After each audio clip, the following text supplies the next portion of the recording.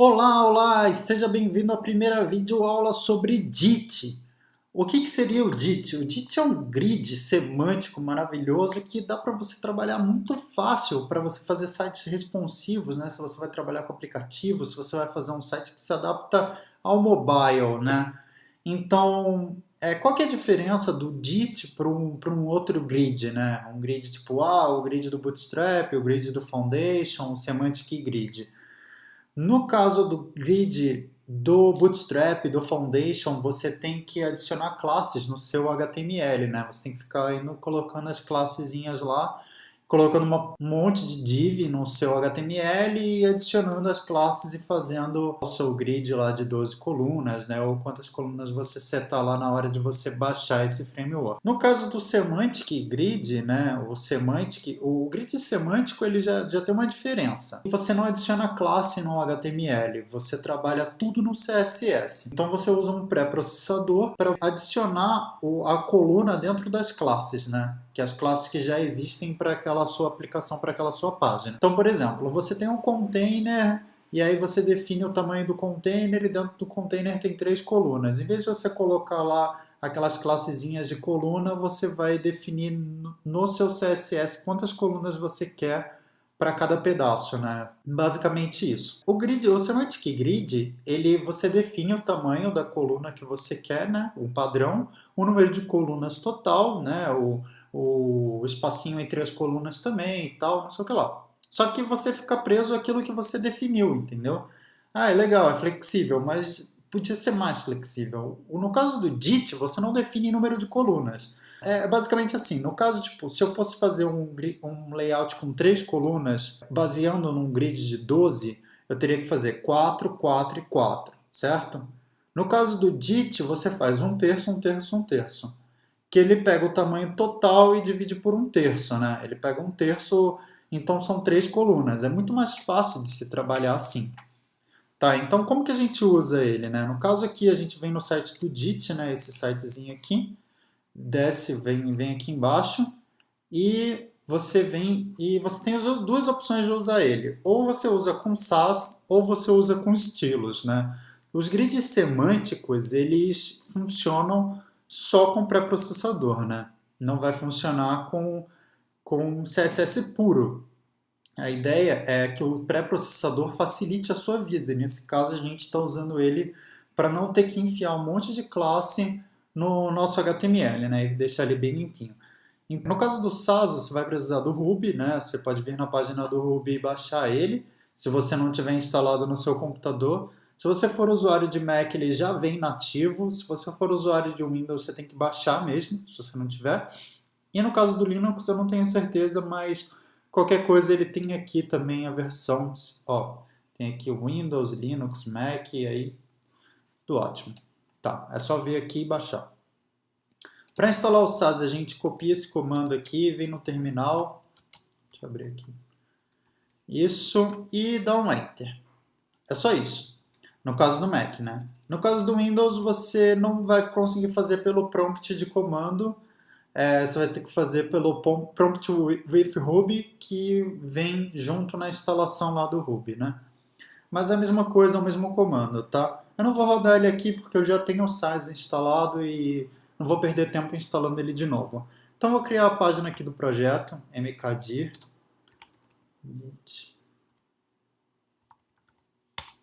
Tá?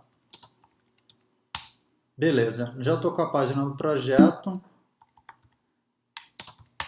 E vou abrir ele no meu editor de preferência, né? O editor que eu gosto de usar. .html. E eu vou criar aqui uma estruturazinha. Esse SCSS é do Sass já, tá? Então,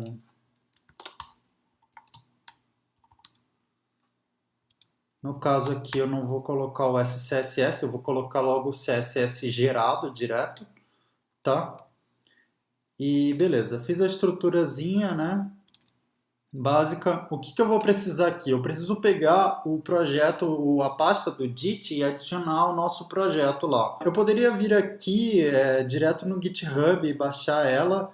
é essa pasta aqui, você entra em SCSS, essa pasta aqui, dit, essa que você precisa, tá? Mas eu posso fazer isso pelo SVN, bem fácil, então eu copio aqui, venho no terminal e dou um SVN checkout direto na pasta que eu quero.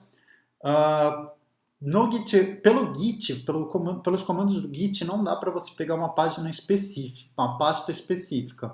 Você teria que clonar o projeto inteiro e tirar só aquilo que você quer. Pelo SVN é direto, é mais fácil. Se você não tem SVN instalado na sua máquina, vale a pena. No Mac é nativo, então já vem instalado. Para as outras plataformas, para os outros sistemas, você pode procurar no Google, aí não deve ser difícil instalar não. Eu vou baixar aqui a pasta. Então, vamos lá. Pronto, baixou, tá? Então eu posso vir aqui e ele está aqui já, as 3 pastas, tá? Tudo que eu preciso e o index está aqui, tá? Aqui no meu style eu vou fazer um import do dit index, tá? Eu não preciso colocar o SCSS, tá? E agora eu vou dar o include edit para ver se ele está funcionando.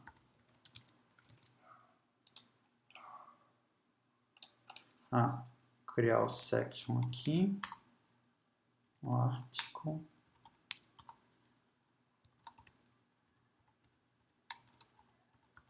conteúdo, aside e no lateral, ok?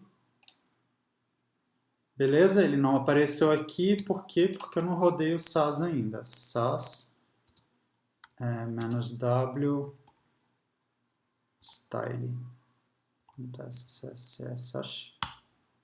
Isso mesmo. Tá.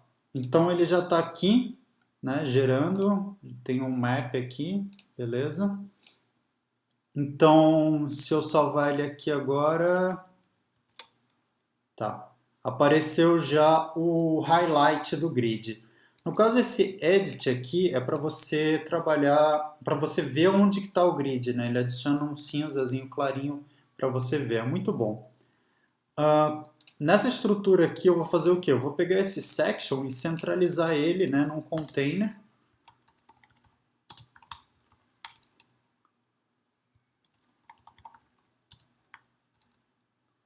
Grid Center 960 px.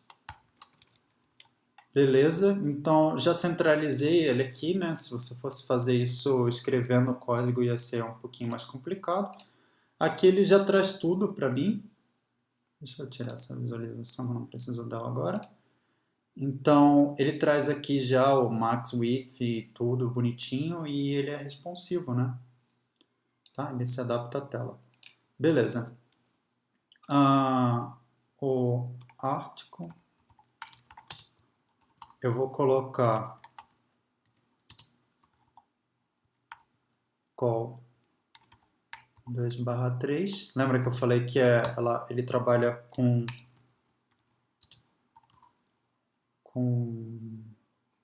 o tamanho que você definir, né? O quanto você precisa. Include call 1/3. 2 não, 3. Tá. Então aqui ele já colocou o conteúdo de um lado, né, ocupando 2/3 da página e o outro com 1/3 da página. Se eu fosse fazer isso com Bootstrap, como eu faria? Eu teria que adicionar uma classe para cá, para o conteúdo. Como ele é um grid de 12 colunas, eu teria que dividir 12 por 3, né, que vai dar 4. É isso? 4, isso. E no lado do conteúdo eu coloco 8, que é 2 de 3, é 2 de 4, né? E no menu lateral eu coloco 4. Só que você está vendo que eu tenho que fazer um cálculo e tem que ficar pensando e tal, e é que eu não preciso fazer isso, eu coloco e defino a coluna. Aqui eu poderia escrever col, né? Ou column. Acho que é isso. Não.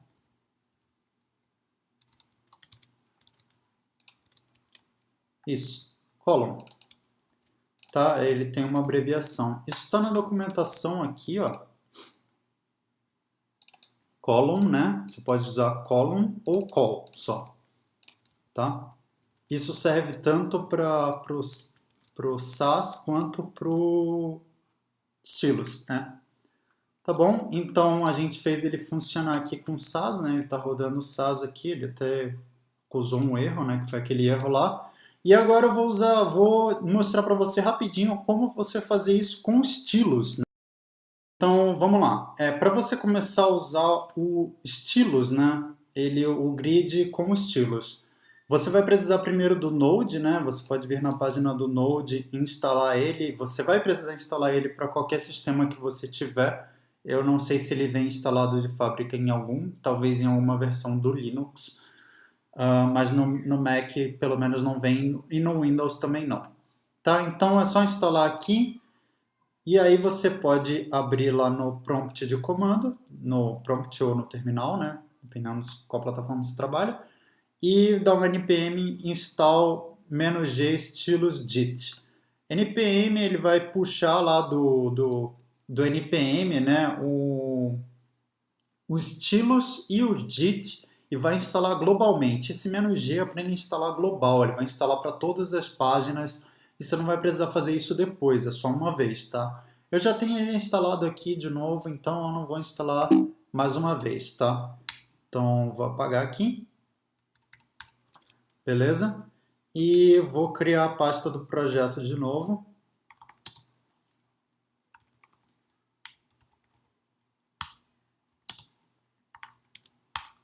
Beleza? Vou abrir ele no Sublime. Tá?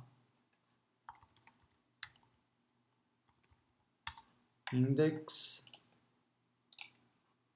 e o style.stil. Esse ponto .stil já é do Stylus também, aqui assim como aquele SCSS era do SAS. Tá, então eu vou fazer aqui section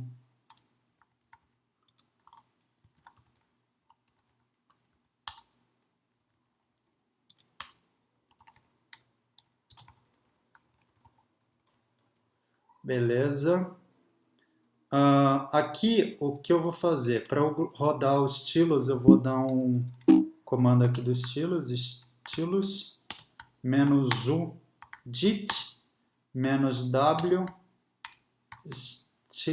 style.stil. É isso.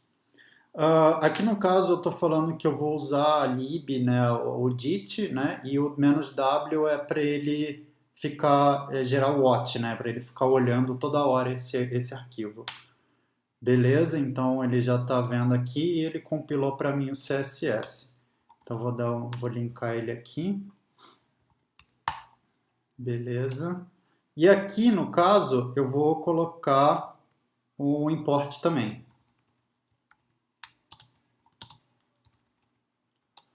Dit e edit. Testar para ver se está funcionando. Beleza, já está funcionando aqui, tá? Diferente do SAS, eu não preciso colocar include, né? Que é direto. E também como eu estou instalado, como eu instalei ele globalmente, o dit está rodando junto com o style, com o stylus, eu não preciso colocar a pasta dele dentro do projeto, tá? Ele roda direto. Ele puxa lá aqui, ó, do Node Modules que está instalado na sua pasta local lá, no seu usuário e tal. Beleza? Mas é a mesma coisa do outro. Então, eu vou fazer aqui a mesma coisa, section, vou centralizar ele, 960px, aqui já está centralizado, e eu vou colocar o article com call de 2/3, né, que nem eu tinha feito, e o aside com call de 1/3. Beleza, aqui ele já fez, né, as duas colunas, como você pode ver, é extremamente simples você trabalhar com as colunas.